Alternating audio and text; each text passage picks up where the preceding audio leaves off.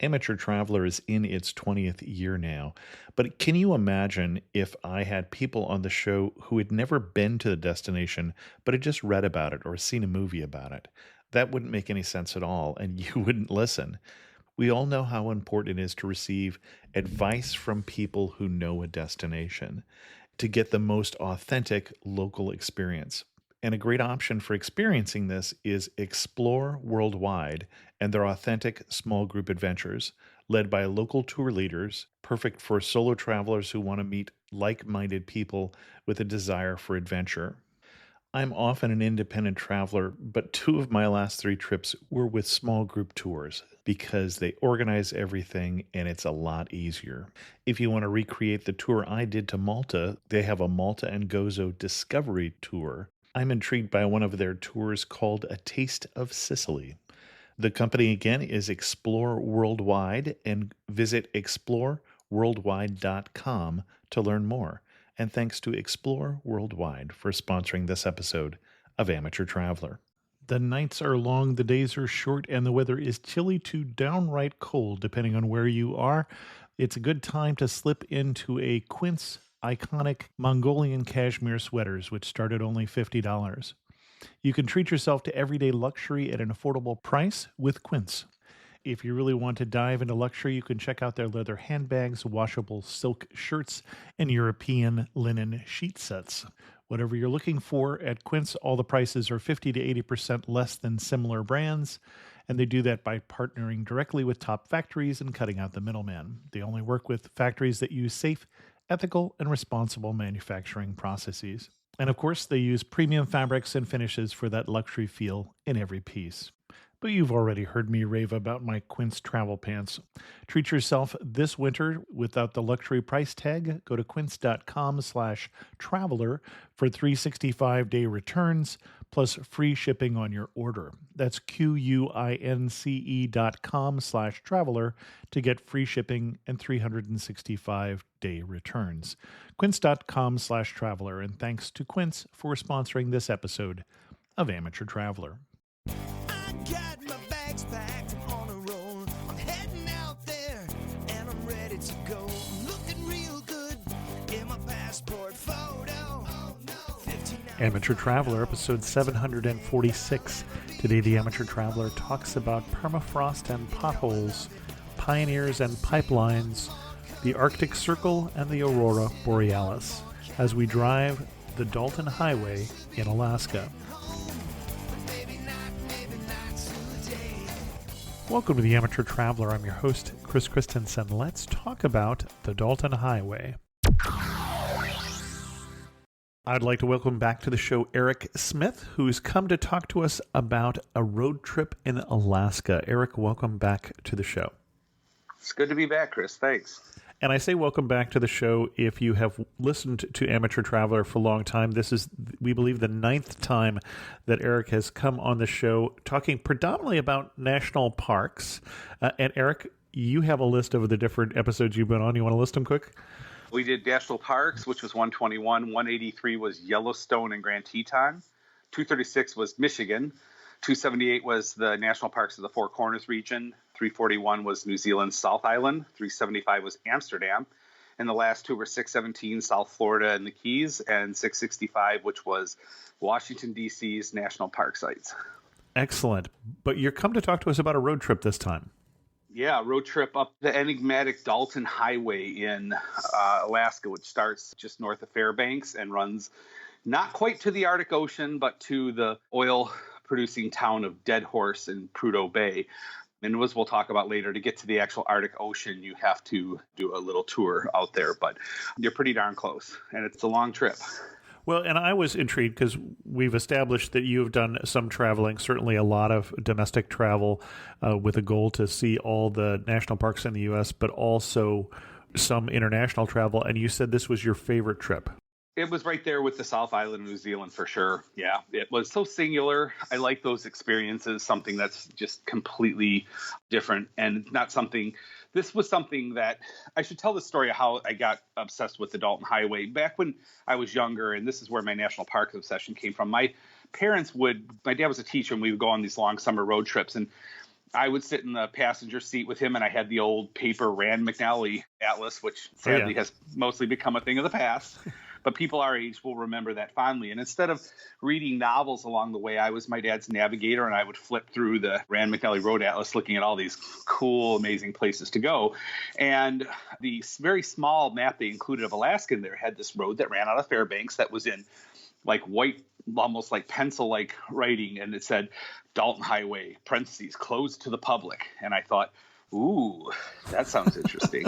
And then later on, when I worked at a travel bookstore in Chicago for a while and I got my hands on my first copy of the Milepost, I was able to see that they had opened up this closed to the public road in 1994 for private travel. So I became sort of obsessed with eventually doing it. And in 2019, I figured it was time to do it. I didn't think I'd find anybody crazy enough to want to go with me, but my friend Pat heard about it and was intrigued by it and agreed to fly to Fairbanks and do 6 days with me, including 4 on the Dalton Highway.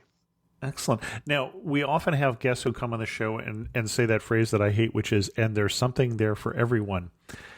This trip is not necessarily one of those trips? Oh, yeah. It's not one of those trips. So we always ask, why should someone do the Dalton Highway? Who should do the Dalton Highway? Well, I mean, as I've said on my previous podcasts, I preach doing your research. You got to make sure you do your research before you do anything. And with the Dalton Highway, if you Google it, the first 6 or 7 articles that come up are going to talk about nothing but the danger. And that's not really how it is. It's not, I wouldn't refer to it as dangerous. It can be if you're stupid enough to not heed the warnings, but it takes some effort. And the warnings aren't things like low-flying pterodactyls or something like that. What kind of warnings are we talking about? I think the one that I see most often ignored was the speed thing. We saw some people, the truckers. Now, this is one of those, some people are familiar with ice road truckers. Right. Dalton Highway's been on that a few times. And most of the year when it's just mostly gravel and some pay stretches, people do not pay attention to the advice that you're given to do 30 to 40 miles an hour. You see people flying down this road and you're thinking, okay, that's a flat tire waiting to happen. And that's, I think, the most common thing that happens on this road is flat tires. Got it. I'm not a huge adventure travel guy. This is probably as far as I would go, but I would not advise anybody to take this lightly. Okay. Tell us more about the Dalton Highway. Okay, so to get to the Dalton, you're going to have to go through Fairbanks. There are tour companies that go out of Fairbanks that you can have them drive you part of it or all of it. And you can book those tours out of Fairbanks. We chose to rent a car, which are 2 rental car agencies in Fairbanks that will let you rent a car and drive up it yourself. Fairbanks is a transportation hub.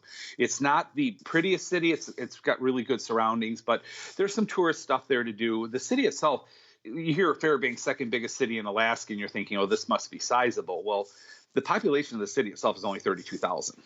The whole borough, which is a huge borough, is only 100,000. So this is not a population center. It has everything you need to stock up for a journey like this, like it has the Walmarts and the grocery stores and everything, but it's still not a big city. So, and it's not an ancient city either. The city was only settled in the 1900s, so it has not been around forever. And a lot of northern Alaska's settlements were based around gold, and that was a transportation hub for the gold rush. So it looks a little weather beaten. It doesn't have any city skyline or anything. It really just is a transportation hub. It's got some interesting things to do. There's the University of Alaska Museum of the North, which is the thing we really enjoyed most about Fairbanks. You go over to the University of Alaska at Fairbanks campus, and this museum's perched on a hill there, and it's kind of a cool thing. The displays are great. It goes through all the modern history and all the ancient history, and it talks about the different regions of Alaska as well. It's also neat to walk around the campus of University of Alaska Fairbanks and try to imagine yourself going to college in a place like that with 45 below wind chills and a lot of the buildings connected by underground walkways and stuff because of how cold it gets during the winter. So, and we should say this is coming not from somebody like me who lives in California, but somebody like you who lives in Michigan. Yeah. Yeah, I mean, it makes Michigan's winters look pedestrian. So that's not to be taken lightly at all. Again, Fairbanks, there's things to do. There's Pioneer Park, which is like an open air museum. They have a couple smaller museums like the Air Museum and the Native Museum, and they have a small gold rush town. It's sort of like a lot of those open air museums you find in Europe. It's sort of just trying to give you a slice of what life in Alaska is like. There's a old paddle boat that gets out on the Chena River, which runs right through downtown the middle of Fairbanks there. And there's cute things like there's a reindeer ranch right outside of town. There's an old time auto museum. You can sign up for gold dredging tours. And I mean, for me, when we got to Fairbanks, really all we were focused on was getting in that car and finally heading up the Dalton. So we didn't avail ourselves to a lot of this, but you could spend a decent amount of time in Fairbanks doing touristy stuff.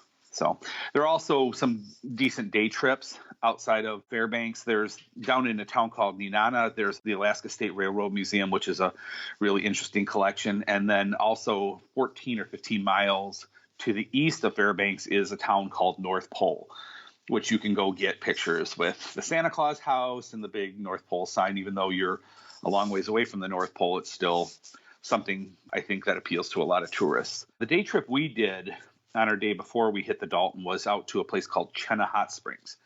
And this is natural hot springs that were discovered about 10 years or so after Fairbanks became a settlement. It's about an hour drive. It is a perfect drive to take if you are driving the Dalton to take before, because while it is paved the whole way, it sort of gives you an idea of what you're going to be doing. The road is paved, but it has all these frost heaves, which is when the water builds up below and then freezes, it can make these it makes the road uneven, to say the least. There's dips and then there's places where you lurch real bad. And it serves as a real good hour-long introduction into what you're getting yourself into. But the resort at Chenna Hot Springs itself is great. Like I said, there's an indoor and an outdoor heated pool, and they have a nice restaurant on site. So it does make for a real nice day trip. I know we'll talk about the Northern Lights later, but people who aren't going to get on the Dalton who want to see the Northern Lights, Chenna Hot Springs offers some tours that include, hopefully, viewing of the Aurora Borealis. Yeah, it's a perfect day trip from Fairbanks. We spent 3 or 4 hours out there, and during most of the year, you can do plane flights and like scenic viewing flights over some of the Alaskan bush. There's a lot to do out there. And we went in September, the very beginning of September. So after Labor Day, a lot of the tourist stuff had shut down. Okay. So it was interesting for us because we still were able to catch a lot of what was going on. But so it sounds like you would recommend going in the summer before Labor Day so you don't have things shut down. I would also say this, though. The time we went at the beginning of September while some stuff wasn't shut down, we got lucky because fall is very short in Alaska. Mm-hmm. But even the trip out to Chenna Hot Springs, the white birch had changed colors. So we were confronted with a sea of yellow everywhere from these incredible white birches. And then on the way down, by the time 3 or 4 days since we went up, they had already started to leave the trees. That's how short the season is there. We really enjoyed September. I will say one thing we got really lucky on. We didn't have the mosquitoes that you hear the legendary stories about Alaskan mosquitoes. We did not have the problem with that in September that they do in June, early June. I think the road also would be in really bad shape, but also the bugs would be something else. Okay. Good safety tip there. Okay. So the Dalton Highway itself, it was built to service the oil fields up in Prudhoe Bay. It was built between 1973 and 1975. It was designed to be a supply road. This was not supposed to be a tourist road at all. And from Fairbanks itself, it's 500 miles. The pipeline itself, which runs from Prudhoe Bay all the way down to the Gulf of Alaska and Valdez, where a lot of the tankers pick up the oil, that is over 800 miles long. And that pipeline was finished in 1977. They actually built almost 400 miles of this in a single summer just to service the oil fields. Oh, my. So it's an amazing engineering feat. I mean, after bouncing along it for 4 days, I doubt the engineering feat is it's going to be lost on some people, but it's still an incredible engineering feat to have put together this much road in that short a time. Estimates listed at 75% gravel and 25% paved. Both my friend Pat and I thought it was more like 70-30 or even more than that towards the paved. There were more paved stretches than I think we expected. Now, saying that, we actually like driving on the unpaved more than the paved. The paved, most of them, unless it was a new stretch, the paved stuff had these massive potholes, and it was like playing a video game, trying to dodge the potholes. Now, on the paved section, we were down into 20 to 25 miles per hour in a lot of that, because the last thing you want when you're 250 miles away from a service station is to have to get a service call, which you couldn't do anyway except over CB because you have no cell signal. Got it. Did your rental car come with a CB? It did. It came with a CB. It also came with a really nice emergency tool slash well-stocked toolkit with 2 spare tires. It had everything. The car company we went through was Arctic Outfitters, and they did a fantastic. They've done this for a long time, so they have these cars set up Got it. so that even dumb tourists like myself can get by with these, so that you're not putting yourself out there. And the CB radio was incredibly useful as well, because there are actually a bunch of turns and a bunch of places where you need to call out before you go around a blind turn, or when you're going up a hill, you want to let the truckers know that you're coming up. Huh. Were there signs to remind you to do that? Yes. Okay. Yep. Mm-hmm. And they tell you, as they mentioned, I'll talk about resources for this in a minute, but the milepost, the North Country Bible, are you familiar with the milepost? It's a gigantic, almost magazine type book. And Okay. they've been doing this for 50 years or so, and it covers all of Alaska's roads, and it is basically a mile by mile direction of the road. And for the purposes of the Dalton, they had a rental car company. I bought the milepost in advance, but they had a laminated copy of the Dalton, and it's incredible how detailed it is. It tells you at what mile marker there's just a turnout to the west. It's not named or anything, just a turnout. So as you're going up, you know right where you'd be able to stop. And it also points out the major sites that you want to see as well. That is an absolute, if you're going to drive the Dalton Highway, the rental car company will give you, like I say, the laminated copy of it. But I would buy the milepost before and absolutely read the section on the Dalton before you head out. Another resource for before you head out on the Dalton is Alaska 511. It is the Department of Transportation site there, and it tells you what condition the road is in certain places. And Pat and I poured over this for the 2 months leading up to the trip, looking every day and texting back and forth and saying, oh, my goodness, did you see this section of red? Because 2 weeks before we left, a large portion of the highway was red. And we were looking at it and thinking, oh, boy, what did we get ourselves into here? And it goes by color. Green is obviously a good stretch, and then it goes all the way to red where you're like not advised trying to do it. And they had some real bad rains like the last couple of weeks of August, and we were looking, you hold your cursor down the road and it shows you where the bad stretches are, and so much of it was bad. We were terrified at that point in time. But as you'll hear, things did get better. The other resource to look at is there's a lot of BLM brochures out there. They had a really good one, and I went to try to find you the link to put in the show notes, and they have changed it to a much harder to read one, which I don't understand at all. The one we had before we went was wonderful. Well, and you say BLM, Bureau of Land Management. What Yep. are you driving through predominantly BLM land? A lot of BLM land. Okay. Yes. Yep. Which means that you can camp if you want to, but is that where you're staying along the way, or are you stopping in places with hotels, or what does one find along the Dalton Highway? You can do both. You Okay. can camp. There are some campgrounds, but generally there's only one place to stop, and that's in the middle at Coldfoot, and then you get up to Dead Horse on Prudhoe Bay, and that's the other place you stop. And generally, I'd say most of the people are in the hotels, and the hotels are expensive, Okay. as you would figure in such a remote area. We availed ourselves of 2 B&Bs in a tiny town north of Coldfoot called Wiseman, which is a population 22. And I'll get to the lodging there. That's one thing that when Sherry Ott did her podcast on the Dalton, they stayed in the hotel in Coldfoot, which I'm sure it's perfectly fine. But the experience we actually had on the way up and the way back, we stayed in 2 different B&Bs in Wiseman and really enjoyed both. And it was a nice, because the hotel in Dead Horse that you're going to stay in are these industrial hotels made for oil workers. They're on stilts because with the permafrost, you can't build them on the ground. All the plumbing is above ground. It's a very surreal experience. Well, and you mentioned the episode we did with Sherry Ott on remote Alaska, which talked in part about the first half of the Dalton Highway. That isn't probably, I'd say, the highlight of that show for me was talking about Wrangell, St. Elias, and some of the other places we talked about, like Nome. But we did get into a little bit of this drive on that particular episode, which is 496. There you go. I knew you'd have the number in front of you.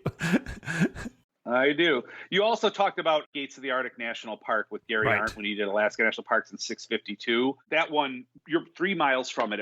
And you know me with national parks, I want to check off a national park. But on the Dalton Highway, you are 3 miles from the border of the park at one point in time. But the only way, there's no roads into it, none, Right. zero, zilch. So the only way to get to it would have been a 3-mile hike overland through mud bogs and forest. And that's just not me. So we visited the Visitors Center in Coldfoot.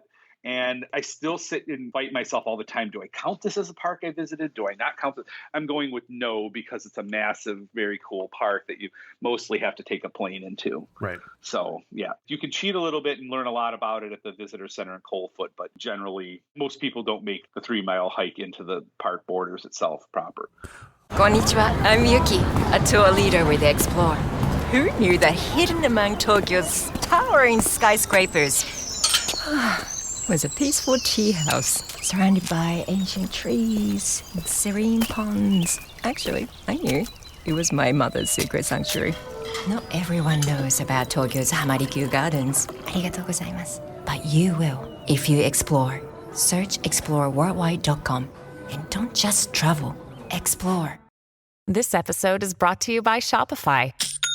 Forget the frustration of picking commerce platforms when you switch your business to Shopify, the global commerce platform that supercharges your selling wherever you sell. With Shopify, you'll harness the same intuitive features, trusted apps, and powerful analytics used by the world's leading brands. Sign up today for your $1 per month trial period at shopify.com/tech, all lowercase. That's shopify.com/tech. Well, do we want to talk about the experience itself, kind of break it down into segments? Sure. The pipeline will be with you the whole way. And since we're talk about the pipeline at the beginning, the reason the whole thing exists is you start out in Fairbanks, and to even get to the Dalton, you have to drive 85 miles on another highway called the Elliott Highway, which is paved the whole way. There isn't a lot to see on there. Just a few miles outside of Fairbanks, there is a rest area stop where it teaches you about the pipeline, which is really helpful, I think, because, again, for the next, 4 days, that's how we did it, 2 up and 2 back. That pipeline is sitting next to you the whole time. So it's good to learn a lot about it. They take you up close. They show you what the inside of it looks, and it's fascinating to see. So, but along the Elliott Highway on the way to the Dalton, that's really it. There's a place to get gas a couple miles north of there, and that's it. And then the Elliott Highway, the junction where the Dalton starts is at a place called Leavengood, which we didn't even see a town there. I didn't see a town sign or anything. I think it's just a junction. But when you get there, there is a sign that says Dalton Highway. They have the sign elevated to about 8 feet high, which means I think it's been stolen a bunch of times.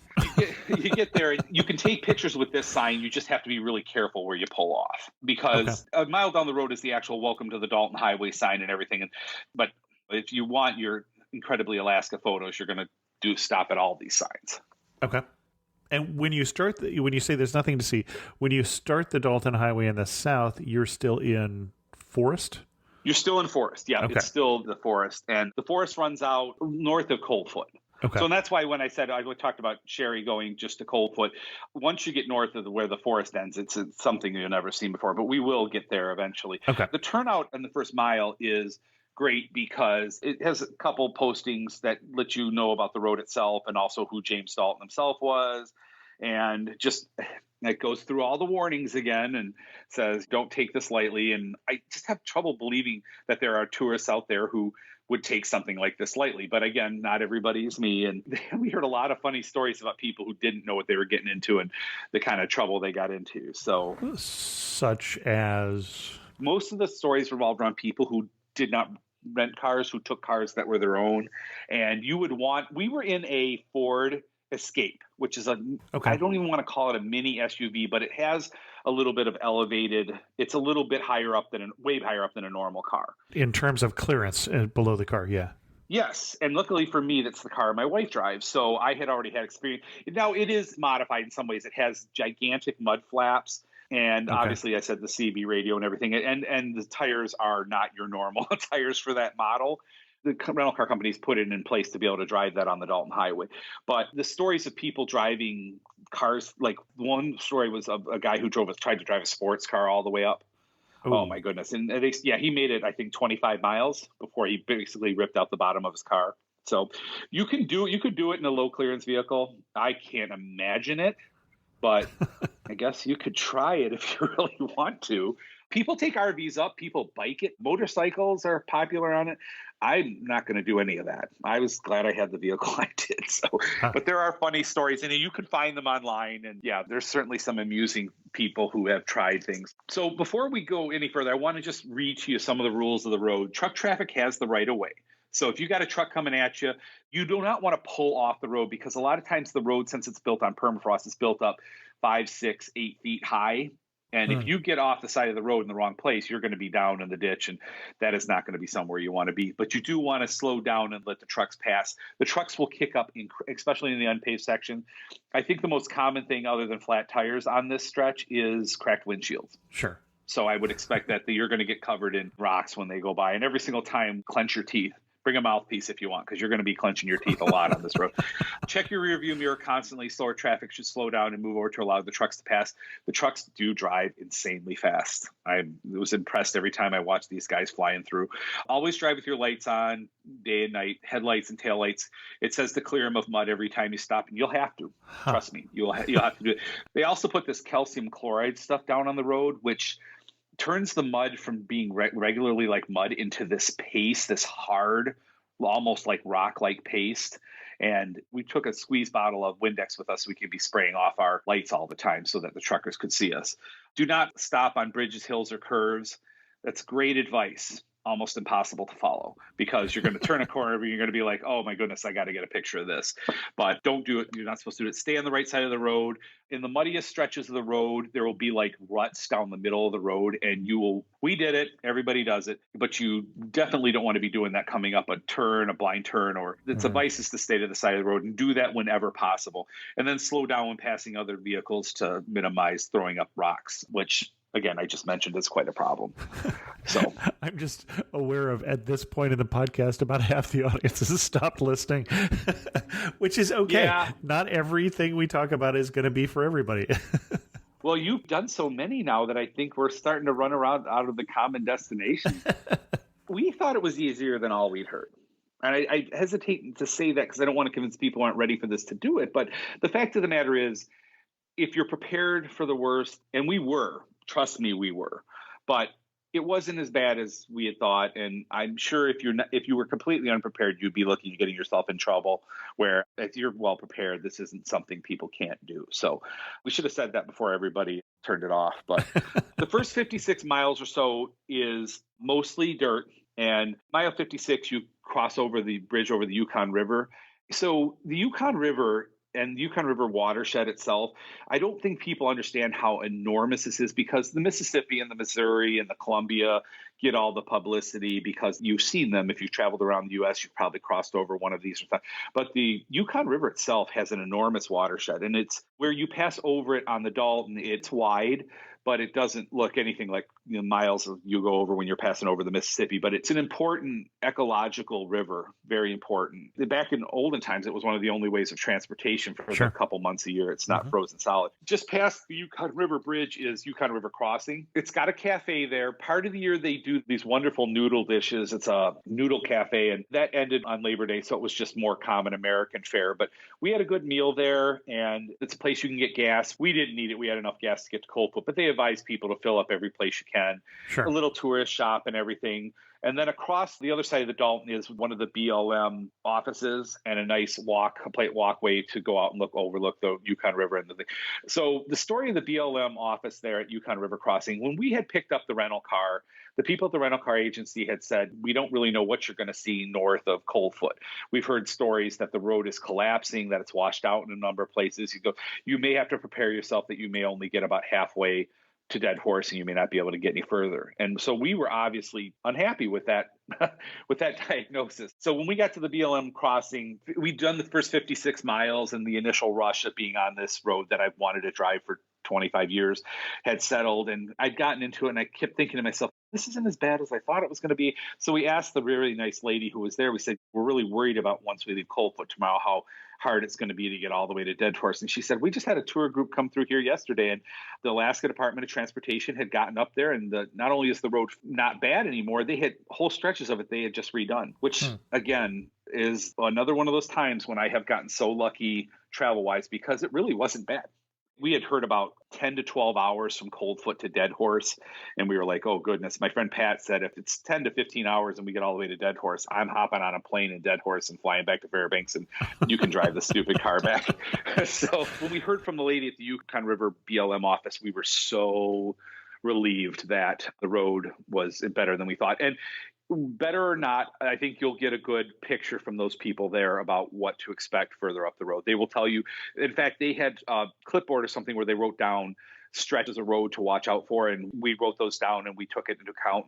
We were glad we had it. An invaluable source of information. Now, before you get to the sort of the Yukon River Bridge, that first section of highway, are you pulling off and taking pictures of anything? What are we seeing on this? So they have a lot of turnouts. Yeah. And some of these are marked and some aren't. Like mile marker 21, which is perfect. You've got your first 20 miles in. It's mostly dirt. You're breathing easier. Oh, this isn't as bad as I thought. I can handle this. And then you pull over and you see Hess Creek Overlook. And there's a board there on how the forest has returned from some of the bad fires they had in the mid-2000s. Okay. So you can actually see from the board. And there are a lot of places to stop. Some are marked, some aren't. But the milepost does a great job of telling you where these places are. They always mention when a place has an outhouse for you to stop at, where's a good picnic spot or whatever. So there are a lot of places to pull over. I'll be honest, I have so many pictures taken out just the windshield, like just looking at the road. Yeah. The road itself is just mesmerizing. It's this ribbon running through this massive amount, because there are no roads east or west of it of any real substance for the whole of Alaska. There's just nothing up there. Right. So the road itself is absolutely mesmerizing. So there's a lot of places to stop, but yeah, you'll also take a lot of pictures out your windshield as well. And we had a GoPro. So we put the GoPro on top of the car in large stretches of it. We just would use the remote from one of our phones and turn the GoPro on. And we've got lots of footage of just driving the road and the forests and the pipeline, which keeps sneaking into view. And you'll stop and take a lot of pictures. So once you leave Yukon River, there's a couple stretches of road that have some funny names. And one of them is called the roller coaster. And we didn't think that stretch was too bad. We'd read about it, but it was kind of up and down, but nothing I thought was crazy insane.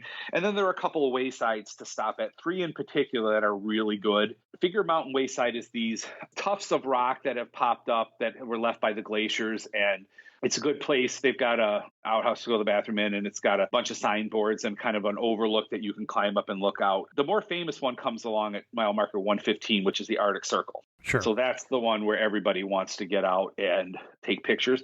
It was the only place along the road we experienced any like real mosquitoes. So it's kind of in a low-lying area, but they've got a big sign there, and everybody who drives the road stops there and gets their picture at the Arctic Circle.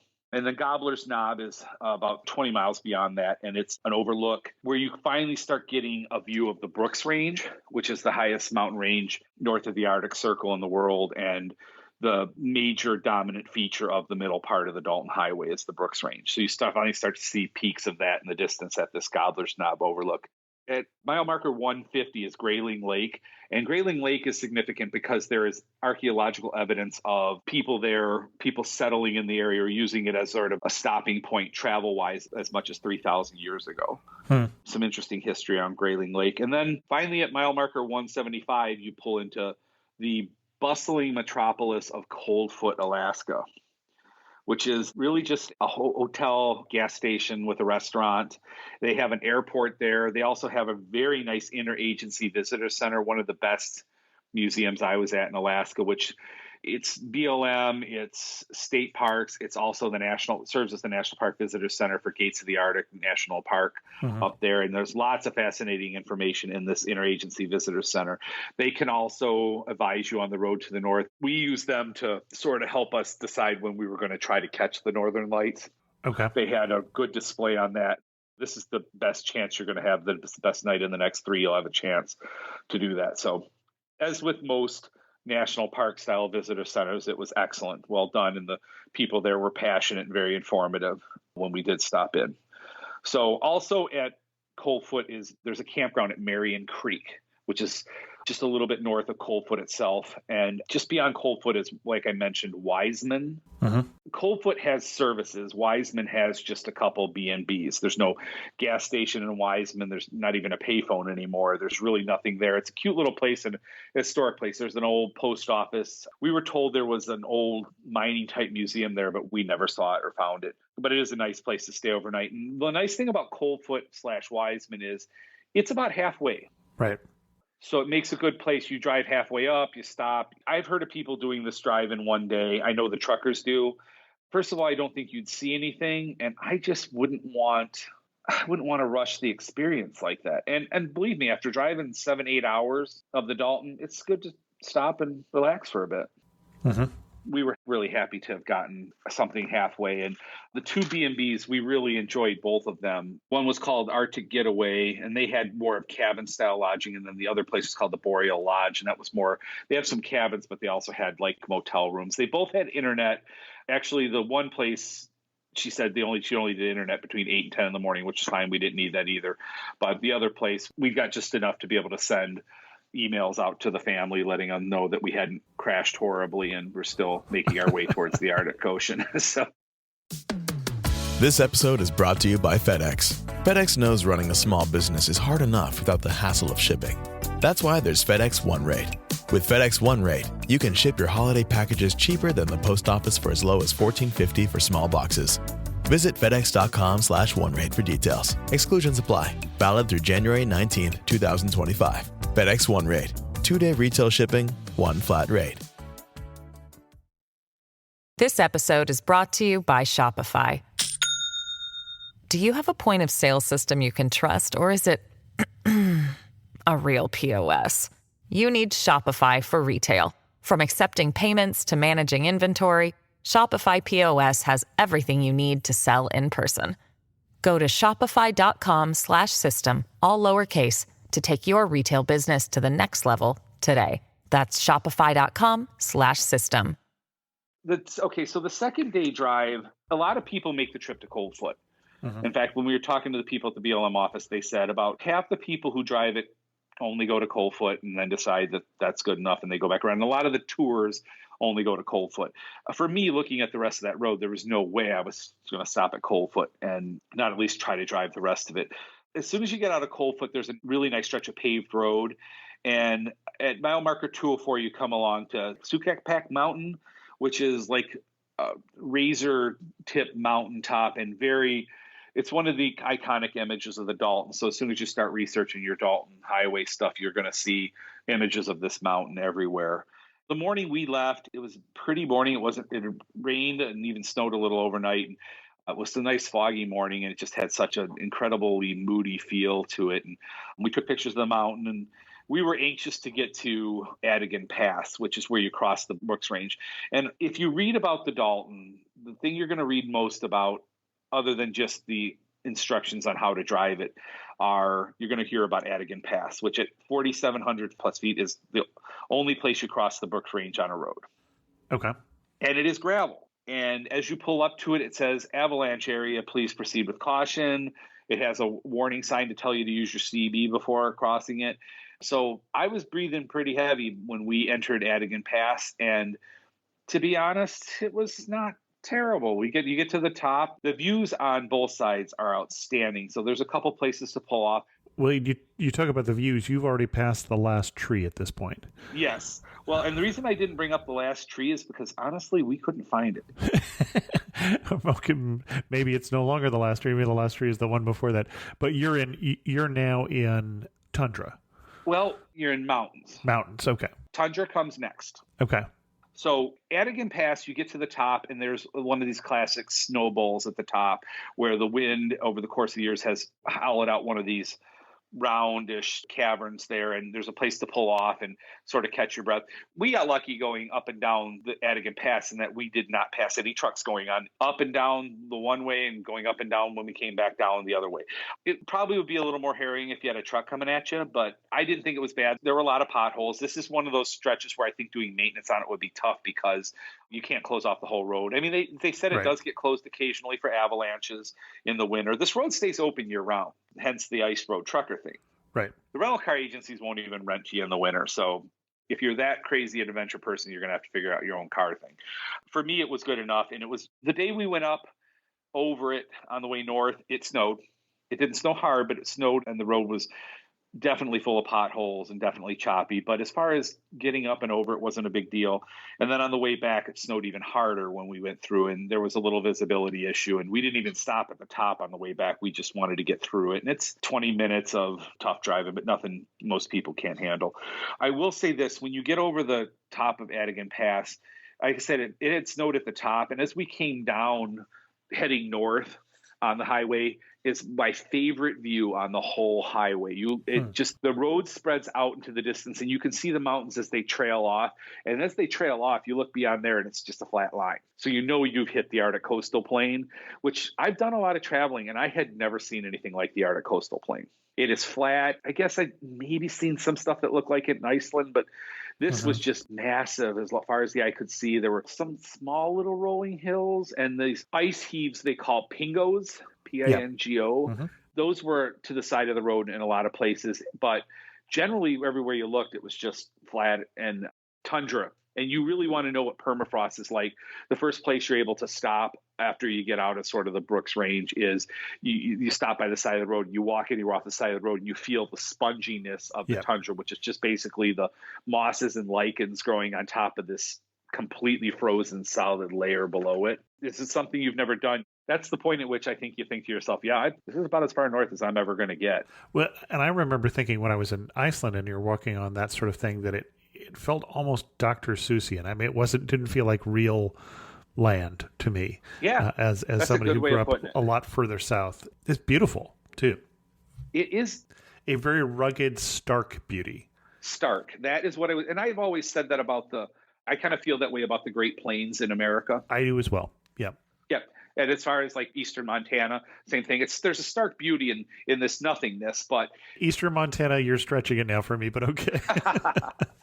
Even the Arctic Coastal, it's just you look around and there's these lakes, these small lakes that have formed, and I don't even want to call them lakes because they're 7 inches to 2 feet deep because they're sitting on top of this basically ice below it. But they're gorgeous and fetching, and they're home to all kinds of migratory birds, and the reflections of the sky and the clouds. And Pat and I kept mentioning the quality of light is just different that far north. I can't describe it. I've tried. I've looked for 2 years since I was there trying to describe how the light is different in Alaska, and it just is. It's softer. The sun seems higher in the sky at times, and it's just very strange. And it does give that area real beauty. As far as the Arctic Coastal Plain, though, the drive into Dead Horse, there isn't a lot to stop at. There's the remnants of an old glacial lake there called Galbraith Lake, which has a lot of birds and wildlife. There's a campsite around Galbraith Lake. There's a research station for the University of Alaska at Anchorage and at Fairbanks called Tulik Station, but they have no public facilities. They have a very interesting website where the students that are there document a lot of stuff, including wildlife they've seen and weather they've seen and stuff, but you can't actually visit the station. So when you leave Coldfoot, you're not going in any buildings anywhere until you get to Dead Horse. You're going to have outhouses and stuff that you can stop at, but you're definitely not going in any buildings. So once you're on the Arctic Coastal Plain, it's pretty much straight into Dead Horse. This was the stretch of road that we had been most warned about. And for us, it had just been rebuilt by the Department of Transportation. And the only stretches we didn't like of that road, it was almost all gravel all the way into Dead Horse, especially after the Brooks Range. But the parts we didn't like is when it had been freshly graded and they put fresh stones down. That's the only time I'd wished I'd had a car with bigger tires. It was just a little sloggy, but if you've driven on dirt roads, it's nothing you can't handle. It just was a little bit sloggy. And we took pictures of the car the whole way up just to see where the muddiness came from. And the muddiness in that stretch just tripled. It was absolutely incredible to see how thick the mud was on the car when we got done through this stretch. There's some places to see along the way. The Sag River, which is a much longer native word, which I'm not going to butcher by trying to pronounce the full name of the river. They just call it the Sag River.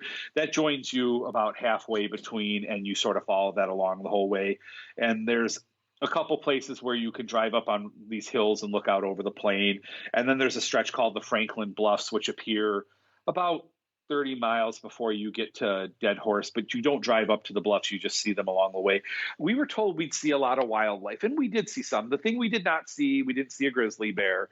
So we were a little disappointed. I saw them at other points in time in Alaska, but we did not see any on the trip. You will not see polar bears. So let's get this straight right away. If polar bears are out, they will close that stretch of the road. They don't usually come that close to the Dalton. If the polar bears are out, they won't take you on the tour up to the Arctic Ocean either. Polar bears have a notoriously bad temperament. So they will not have people around polar bears at all. So you won't see them. But we did see caribou and we saw elk. The biggest thing we saw, which was fascinating, was muskox. Are you familiar with muskox? I have seen them in Yukon. Yeah. And they look like the banthas out of the old Star Wars movies. They look like, yeah, something Hollywood would have thought up. Yeah. Yeah, they're such an ancient creature and such a history, and they're protected, so only some of the native tribes up there are allowed to hunt them. We got lucky because sometimes you see them and sometimes you don't. We saw 2 different herds, and the herds were in the same places when we went up and down. So we did that stretch on back-to-back days. So each time we got out, we're fascinated by seeing these creatures that only live in this part of the world on the side of the road. That was by far the coolest wildlife experience. We saw on our tour of Prudhoe Bay, we saw Arctic fox, which looks strikingly like a dog. They're very white. And the one we saw on our Arctic Ocean tour was not afraid of humans because he pretty much walked almost right up to us. But we did see a lot of birds as well, but nowhere near the abundance of wildlife I think people had said we were going to, because part of this road also borders the Alaska National Wildlife Refuge. So you hear that and you're thinking there'll be an abundance of wildlife, but there wasn't a ton. And again, we didn't see any bears, and we did see a moose. Now, we saw a moose crossing the road. By the time we were able to speed up and get up to where we'd watch the moose cross the road, we couldn't see the thing in the brush anywhere. So that was a little disappointing too. But other than that, some people say they have a lot of wildlife experiences. We didn't so much. I did want to say, you mentioned muskox. Little known fact here. In one of the Inuit languages, the name for them means the bearded one, which makes sense because they're just very, very shaggy. But I did like that one of the, I think it's Woods Creek Indian name for them translates to ugly moose or ugly bison, which is just kind of mean. It's mean and sadly very accurate. I saw them in a wildlife rehab center down outside of Anchorage, a fascinating place just south of Anchorage, and they are shaggy. Yep. But I mean, considering you have to survive those winters outside, it seems like the perfect evolution to have that much shaggy hair. Yeah, they're so shaggy. They remind me of some of my friends now in 1 year of COVID lockdown. So yeah, reminds me of myself after that. So finally, you get into Dead Horse, and so let's just talk briefly about Dead Horse. Dead Horse is simply an oil camp for oil workers. Right. It is possibly one of the ugliest places I have ever visited. But you are not there for Dead Horse. And the thing about Dead Horse is you go in and there are no bars, there are no restaurants. Hotels have restaurants, but there's no movie theaters, there's no museum. The Dead Horse doesn't even have a museum. It's got the Brooks Range Supply and Prudhoe Bay General Store, which if there's an attraction anywhere in Dead Horse, that's it. You go in there, you get some postcards. They've got some cheap for the area souvenirs, and they have a huge display of Carhartt stuff. So if you were stupid enough not to dress warmly, you can get all your Carhartt stuff up there in the general store. But generally, on the upper level of a building where the first floor is a massive hardware store, which makes more sense for the type area. But the town, and I use town with quotation marks big time, it's not even really a town. It's just a man-made lake with a ring road around it. We drove around there. It was really nothing to see. There were some very pretty marshlands on each side of the road, so we took some pictures with the reflections and whatnot. But generally, we went to our hotel, which we stayed at the place called Dead Horse Camp, which the company we used, Arctic Outfitters, is the sister company of a place called Northern Alaska Tour Company. And the Northern Alaska Tour Company helps you book your hotel up there. It helps you book your Arctic Ocean shuttle. So the hotel is, again, it's on stilts. It's a prefabricated building on stilts. And you go into the bathroom and all the plumbing is like above the ground right below you. The showers they tell you to try to limit them because they have to truck all the water in and out. And it's almost like living on the moon. It's very unique. We had a great meal in the cafeteria there. They serve the oil workers first, and then the tourists come in after and have this buffet. The buffet was made by a certified chef who does 6 months up there and makes enough money doing it that he lives the other 6 months of the year in Belize. That would be an interesting place to live for 6 months, but they don't really have any permanent population up there. Most of the people do 2 weeks on, 2 weeks off, which we found out when we did our Arctic Ocean tour. Now, what we had to do to that is book this tour in advance, and the tour bus comes to the hotel, picks you up in the morning, and it drives you through the massive BP. I don't even think it's owned by BP anymore, but it's the massive oil field. And you learn a lot about the oil field operations and whatnot. But they drive you out to this little peninsula, and there's the Arctic Ocean. The ocean was 36 degrees the day I was up there in September. I had planned the whole time. I'd brought my swimsuit with me. I'd planned to dive in. And when it came down to it, I got about knee deep, and I satisfied my need to put my feet in every major ocean. And we did have one person on our tour group who did do the dive. The fact is, it's a pebbly beach. It's not a sand beach. Once you get 2 feet into the ocean itself, it's very mucky and the bottom starts to give out very quickly. And it was not what I had anticipated. So I was glad enough to get my feet in. You get your picture, you're there for 15 minutes. It's not an attractive beach. There's leftover oil equipment, like there's leftover oil barrels and stuff out there.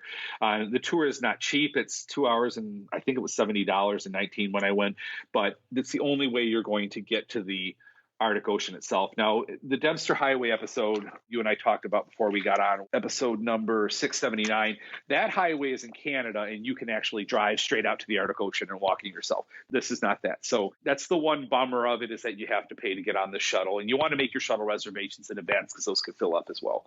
Okay. So when you're done, for us, we did the Arctic Ocean shuttle in the morning. And then we turned and got back on the Dalton, and we had 500 more miles to go back to Fairbanks. That's the thing about the Dalton. It's one way up and one way back.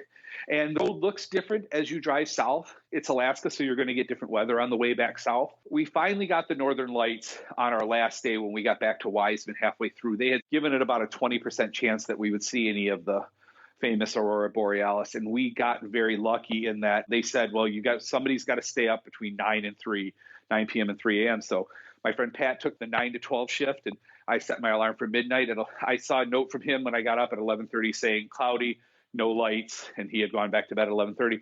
I went out and froze for about a half an hour, was getting ready to go back to bed, and I noticed there was looked like powdered sugar was active in the sky. And I had taken an online photo course before I went on how to photograph the Northern Lights because I would have no way to know that. So I hooked it up, slowed down my shutter speed, did a couple of things I learned about. And I said, well, whatever this powdered sugar in the sky stuff is, I'm just going to shoot that. And then I'm going to go back to bed. I shot it, waited for the shutter speed to go through, and then looked at the viewfinder. And what was white to the eye was green to the camera. And I said, oh, my goodness, those are the Northern Lights. So I went in and woke my friend up. And by the time he stumbled out of bed and got outside, the sky had just blown up. And it was greens and the outsides are purple. And the Northern Lights are an experience I just cannot explain. Now, the thing about seeing them in Alaska, especially in Wiseman, is most people who see them in the U.S. see them as just green on the horizon. Right. We were right under the aurora itself. So they were literally right above us. Like you had to tilt your head up to see them. It was remarkable. They hung out for about 45 minutes. They started to fade, and by 1:30 in the morning, they were gone. It was remarkable. It was one of those things I'll never forget. We just goosebumps the whole time. Just absolute goosebumps the whole time. Excellent. So it was an amazing thing to do, and we were just so fortunate to have gotten lucky to see them. Well, and we won't do all the mile markers in reverse. It was the same as you went on the way up. So we'll get to some of our wrap-up questions. Prettiest spot. You're standing at the prettiest spot on the Dalton Highway. Where are you standing, and what are you looking at? Well, for me, heading northbound out of Adigan Pass, you see the Brooks Range stretch off into the distance and the road, and I have it as my screensaver on my computer, and I just adore the spot. Coming back the other way, though, when you have one of the overlooks looking southbound from Adigan Pass, it's just as pretty a viewpoint. Excellent. One thing that makes you laugh and say only on the Dalton Highway. I would think getting overconfident and saying, oh, yeah, this is a good stretch of road, and creeping your speed into the upper 40s, and then bam, one of those just killer potholes. And yep, that's – oh, the other thing – truly Dalton is, my friend Pat called it the cone of awareness. They would have these road cones, and they would just put them in every once in a while you would see one just in the middle of one of these massive potholes. Not that that's going to, in the city they'd have it all the way around it, but in the Dalton they just pop it in the middle, and it's just, we're just letting you know this is here. If you choose to hit the outside of it, it's all on you. But the cones of awareness, wonderful. And if you had to summarize the Dalton Highway in just 3 words, what 3 words are you going to use? Singular, remote, and gorgeous. Excellent. Now, I've always had the issue with returning rental cars that they say if you return it dirty, you have to pay more. What do you do when you take a car off the Dalton Highway and return it to the rental car? To be honest, they tell you to not wash it because they have to use a special type of washing. They told us a story that they had a guy, a tourist, who had brought the rental car back, and he was an artist, and he had done this elaborate art in the stuff that was caked into the side. The problem is if you write on it, it scratches the paint. So he ended up paying thousands of dollars in damage fees. So they said, do not wash it yourself. They said, bring it back. That will be covered in. And the car rentals are pricey. Yeah, I think we paid almost $250 a day for ours, and you're getting what you paid for. So that's the only way to do it. Excellent. Well, Our guest again has been Erick Smith. The pictures in this episode are probably going to be mostly Erick's pictures. And Erick, thanks so much for coming back on Amateur Traveler and sharing with us your love for the Dalton Highway. Thanks for having me back, Chris. In news of the community, thanks again go out to the patrons of the show who help support the show with their donations. And if you want to be a patron, you can get the show early, get to be part of a monthly Zoom call, and also, depending on what level you pledge, get some tchotchkes like stickers and mugs. If you're interested, go to patreon.com/amateurtraveler. I heard from Wes on the show that we did recently on Central Oregon, and Wes said a couple of suggestions from my 3 weeks in Oregon in 2019. The Kam Wah Chung Chinese Heritage Site in John Day, Oregon, is a perfectly preserved Chinese general store discovered undisturbed since its last use in 1948. Talk about a throwback to the 40s and Chinese American culture from that era. It's a fantastic use of 1 hour of your time. Also headed toward the John Day region, and for the intrepid traveler, the Spoke and Hostel converted hostel/Sunday church is a great layover for bike travelers and those headed into accommodation-sparse John Day region. The pastor couple running the hostel are exceptionally friendly. It's in the little town of Mitchell, a stagecoach stop that's probably hasn't changed since its last stagecoach left.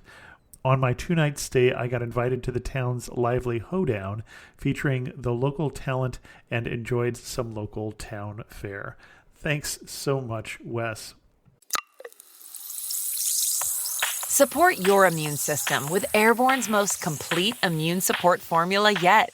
Airborne's delicious effervescent tablets are packed with 7 powerful ingredients to fill the holes your immune system may have, so that you can enjoy those unmissable moments in your life. Learn more at airbornecomplete.com. These statements have not been evaluated by the Food and Drug Administration. This product is not intended to diagnose, treat, cure, or prevent any disease. Kim commented on the same episode and caught me on Twitter, where I am Chris2X. CHRIS, the number 2 followed by an X, and said, I highly recommend the High Desert Museum for a day. And the High Desert Museum is in Bend, Oregon. And with that, I think we'll wrap up this episode of the Amateur Traveler podcast. If you have any questions, send an email to host@amateurtraveler.com, or better yet, leave a comment on this episode at amateurtraveler.com. And thanks so much for listening.